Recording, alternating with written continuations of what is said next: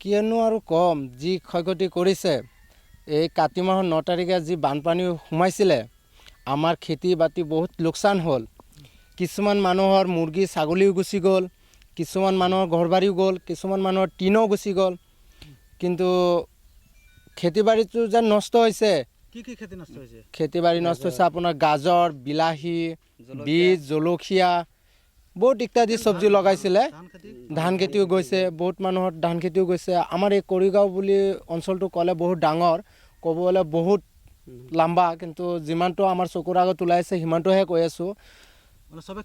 সবে খেতি কৰি খায় খেতি কৰি কাৰোবাৰ ল'ৰা ছোৱালীয়ে পঢ়া শুনাও কৰাইছে খেতিৰ ওপৰতে পৰিয়ালটো খেতিৰ ওপৰতে চলায় কিন্তু বানপানী সোমাই যোনটো অৱস্থা কৰিছে আমাৰ ৰাইজৰ বহুত কষ্ট হৈ আছে চৰকাৰ মানুহ কোনো অহা নাই আৰু কৃষি বিভাগৰ মানুহ কোনোবা আহিছিল কোনোবাই অহা নাই এতিয়ালৈকে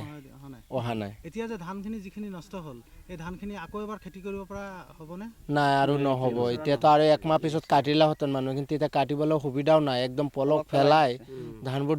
ডুবাই দিলে কিছুমান চব্জি যিকেইটা লগাইছিলে কোনডোখৰত চব্জি লগাইছে সেইটো ধৰিব পৰা নাই চব বালিয়ে পলকক ডাকি থৈ দিছে জি